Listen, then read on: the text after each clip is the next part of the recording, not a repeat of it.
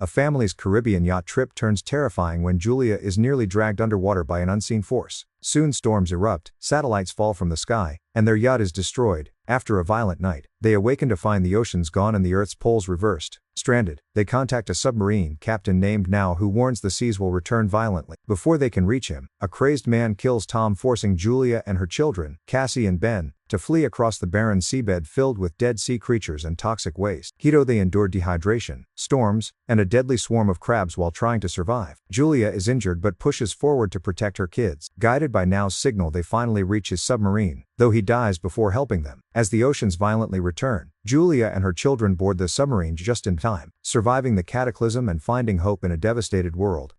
On the Caribbean Sea, a happy family is having a wonderful vacation together on a yacht. The mother Julia jumps into the water to go for a swim, and while she's trying to relax, she feels something strange. However, she can't see anything around her, so she blames it on her imagination. Seconds later, the strange feeling returns. She still can't see anything, but this worries her, so she starts swimming back to the yacht. Suddenly something starts pulling at her leg and she desperately starts screaming for help. Her daughter Cassie can't hear her because she has her headphones on, while her husband Tom and her son Ben are busy with their fishing. Julia continues to struggle to stay afloat, and yelling is getting harder because of the water getting into her mouth. Soon Tom realizes he hasn't seen Julia in a while and searches the yacht until he finally sees his wife in danger. After getting the kids, Tom takes the yacht closer to Julia and jumps into the water. He quickly reaches his wife, holding her close to keep her afloat. He swims back to the yacht and the kids help them come aboard. The family comforts Julia, who doesn't know what happened, and blames it on a current. That night the family celebrates Ben's birthday with gifts and a cake. Cassie gets a call from her boyfriend, so she goes outside with a laptop to talk in private. He shows her that huge thunderous clouds have appeared above the city before the video call glitches and freezes. Cassie rushes back to her family to tell them what happened, and Tom blames it on being too far from land to get a good signal. At that moment they hear a noise and go outside to discover a pod of whales passing by. Tom explains that whales follow the Earth's magnetic field, but when storms cause abnormalities, the confused whales follow the storms to the coast instead. Suddenly the yacht shakes, making Ben fall. Tom is worried that something may have damaged the yacht, so he goes diving to take a closer look. After a few seconds of searching, Tom resurfaces with a cut on his shoulder. Julia stitches the wound while Tom explains that he felt something behind him, and when he turned around, he got cut by the propeller. Whatever was swimming near him was really big, but he couldn't see it. What Tom did find was severe damage to the yacht, so they need to call for help. Julia repeatedly tries the yacht radio while Cassie keeps looking for a signal on her phone to no avail. Suddenly she's startled by a strange creature, but it's just Ben playing a prank with a mask. Eventually the yacht stops working and is stranded in the middle of the sea. Julia finds a voice on the radio, but it's all indistinct noise. Tom says they have enough water and food for 4 days, so they'll have to wait for a fishing boat to pass by. Suddenly the radar detects something nearby and the family hears a strange noise. They rush outside and are shocked to watch several meteorites landing on Earth, making huge impacts as they crash. A meteorite falls into the water nearby, so Tom rushes to force the yacht to move again. As the engine struggles to move ahead, another meteorite falls and hits the area. The family holds on to each other in fear, and Tom notices that the balls of flame aren't meteorites, they're satellites. Then Ben points at some smoke coming out of the yacht. Tom takes a look and confirms the engine is fried. The wind is starting to pick up, so the family hides inside, not noticing that the compass is going crazy. The yacht starts shaking and Ben falls again, getting hurt in the process. As the waves crash against the yacht, Tom struggles against the wind to get the life jackets from a box outside and brings them to the family. At that moment the power goes out, so Tom moves fast to press a button on the power box. When the lights return, Ben notices that Julia's nose is bleeding. As Julia starts getting dizzy, Cassie runs to the sink to throw up. Tom keeps trying the radio to no avail. Suddenly the family hears a high-pitched noise and the wind gets worse. Julia tries to keep the doors closed, however a hatch still opens and soon the wind is breaking the windows. Tom lights a flare before darkness takes over. The next morning the family wakes up and they're shocked to realize they survived the storm, although the yacht is mostly destroyed. The family goes outside only to discover that all the oceans in the world have disappeared and now the yacht is stuck on land. After staring at the desert in shock, the family tries to think of what to do. Cassie looks for a signal but nothing happens, and Ben plays with 2 dead crabs. Tom checks the compass and notices that the poles have been reversed. Last time this happened was more than 700,000 years ago. Cassie has a breakdown when she realizes her boyfriend must be dead and rushes to hide, kicking her mother out when she tries to comfort her. While Julia and Tom check what supplies have survived the crash, Ben ties his birthday balloons to a rock to hopefully get the attention of other survivors. Next Tom tries the radio again and gets in contact with a man named Now, the captain of a submarine. His vessel has also gotten stuck on land and he confirms that the magnetic poles have reversed, causing the ocean to retreat and submerge the mainlands. Now hasn't found other survivors and says that most communication systems are down. Since there are occasional systemic movements, he's concluded that the poles will reverse again and the seas could return in a week. Now advises the family to climb as high as possible because things will get violent when it happens. His partner died during the crash and the submarine has room for 3 people. Julia and Tom convince him to save their kids, so he gives them his coordinates. Tom calculates that it'll take them 2 or 3 days to find the submarine, so he tells the family to have a good night of sleep because they'll leave early tomorrow. The next morning the family is packing their supplies when Tom sees something moving nearby. It's a limping man with a makeshift harpoon and a dog that keeps on barking. Tom approaches him and gives him a bottle of water, but he can't understand the man's language. After drinking, the stranger hits Tom with the bottle and kicks him in the face. A terrified Julia comes running, but it's too late. The guy is already stabbing Tom in the stomach with a harpoon. Tom's body twitches for a few seconds before the guy cuts his throat too. Next the man starts chasing after Julia and even throws the harpoon, which only cuts her shoulder. This doesn't stop Julia from rushing to the yacht and getting to her children, telling them to hide while she locks the doors. The siblings get inside the sofa and Julia gives them the flare gun before grabbing a knife and hiding in the bathroom. The man pounds on the door until he manages to open it and bursts inside. He grabs some food and starts searching the yacht, eventually going to the bathroom. Julia manages to avoid him by climbing out through a hole in the wall. The guy looks out and doesn't see her, but when Julia tries to sneak away, the dog starts barking at her. Suddenly it tackles her to the ground, leaving Julia no choice but to kill it with the knife. The stranger hears the dog whining and comes out to find its body, causing him to have a breakdown. Meanwhile Julia sneaks around the yacht and climbs to the top so she can get back inside through the broken window. Unfortunately the man finds her first and knocks her down with a punch. Julia holds on to the furniture as he tries to drag her away, and in the struggle she manages to kick him off. Then the guy steps on her wrist to make her drop the knife. He grabs her by the hair and smashes her face on the floor before throwing her on the sofa to start choking her. The kids have been watching everything and can't take it anymore, so Cassie comes out and shoots the man with a flare. A fire immediately starts spreading through the yacht, so the kids run out, but Julia goes back to kick the man in the face and grab the map with the coordinates plus their bags.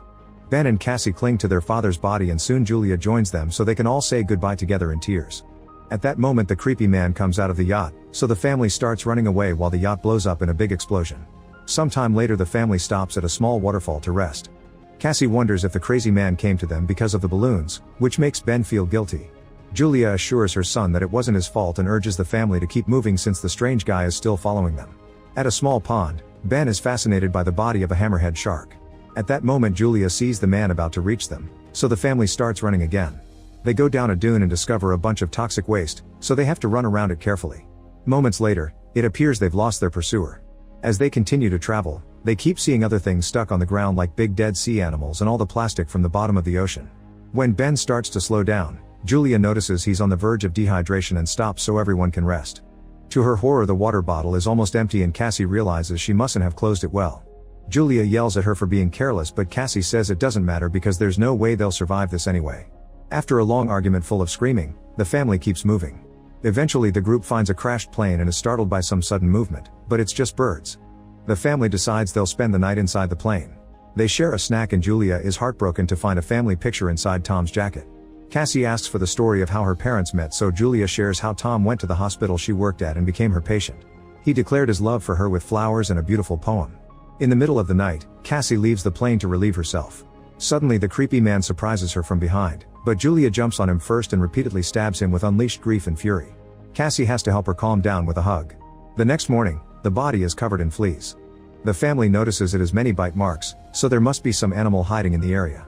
After the group leaves, a bunch of crabs come out of the man's mouth. A few hours later Julia and Cassie stop to look at the map, but Ben just keeps walking even when Julia tells him to stop. He desperately buries his face in a pond to drink and Julia quickly pulls him back, explaining that unknown water could make him sick. The family keeps on traveling and has to cover their heads to protect them from the scorching sun. Ben is starting to feel dizzy, so when they discover a bunch of old chairs, Julia and Cassie use them to improvise a shelter. Julia gives Ben a medicine injection and they agree to spend the night there. Early in the morning, Julia wakes up because she hears a weird sound. She leaves the shelter to investigate and is shocked to discover a swarm of crabs coming closer.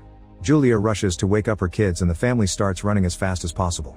They come across a huge cargo ship and run toward it, noticing that 3 crew members are still alive.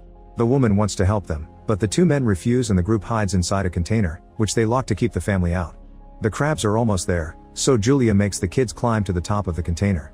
When she starts climbing too, the crabs begin to violently pinch her leg. The siblings have to help her mother up before she's dragged down. There's a hole on the side of the container, so half of the crabs go inside. The crew members open fire, but there are too many critters. Soon the crabs overpower and kill 2 of the workers. The last man reaches a hole in the ceiling only for the crabs to bring him down and kill him too. Afterward, Julia bandages her leg injury and passes out. Sometime later she wakes up in a sandstorm and finds herself alone. She panics as she comes down to look for her kids, although first she grabs the dead woman's weapon. Hearing her mother screaming, Cassie quickly comes back and explains that they went out to look for help, but they didn't find anyone. Then they reunite with Ben, who's found an open container they can rest in until the storm is over. Julia uses Tom's lighter to cauterize the wounds, which is incredibly painful. Once the storm is over, the family finds a bunch of water bottles in another container. Next they check on the bodies and discover a radio plus a gun. Julia calls Now and informs him she's lost the map. In return, Now reveals he's been attacked by arthropods, which are creatures from the abyss. It seems the oxygen has driven them crazy. Now tells the family to hurry because his instruments have calculated that the sea will come back faster than expected, so they only have a few hours. He shoots a flare and the family starts walking in that direction. After a long walk, the family finds a broken toilet and Ben pees in it. They can finally see the submarine nearby, but they'll have to cross a huge rock formation to reach it. As they make their way through, the walls start shaking and rocks begin to fall, causing a massive rockslide. Julia pushes her kids out of the way just in time and moves back to avoid getting crushed. Now there's a rock wall blocking the way between them. Julia tells the kids to keep going without her, but Cassie refuses and insists her mother should try climbing. An argument ensues, and after lots of yelling, Julia promises she'll find her kids later. A reluctant Cassie then finally drags her brother away. The kids climb the rest of the rocky formation and run toward the submarine, only to find Now bleeding outside. He explains it's over for him so the kids can take the submarine. Realizing they'll have an extra spot, Cassie runs back to find her mother. Meanwhile, Julia is horrified to see the crabs coming and opens fire. She manages to kill a few of them, but the swarm is too big and she can't fight them all. At that moment, Cassie appears on top of the wall and offers her hand, so Julia starts climbing as fast as possible with her wounded leg. With Cassie's help, she reaches the other side and they run together to the submarine. Ben is already standing on the roof and opens fire to keep the crabs distracted while his family climbs too. The crabs find Now's body and immediately feast on it. Julia takes the gun and keeps the fire going while she makes the kids go inside. Once they're safe, she realizes she's out of bullets, so she throws the gun at the crabs and joins her children inside. The family makes sure to lock the hatch properly and watches the crabs surround the submarine on the windows. At that moment the ocean finally returns, so the trio rushes to their seats and puts on the belts before holding hands. The raging waves soon hit the submarine and start throwing it around, causing Julia to have visions of everything that happened and Cassie to throw up. Soon the high-pitched noise returns and knocks the family out. Sometime later, Julia and the kids wake up and are happy to confirm they're alive. They unlock the hatch and go out to discover that the waves have dropped the submarine in a destroyed city, which means there's hope to survive and rebuild. Make sure to subscribe and turn on notifications so you can watch more videos like this. Thanks for watching.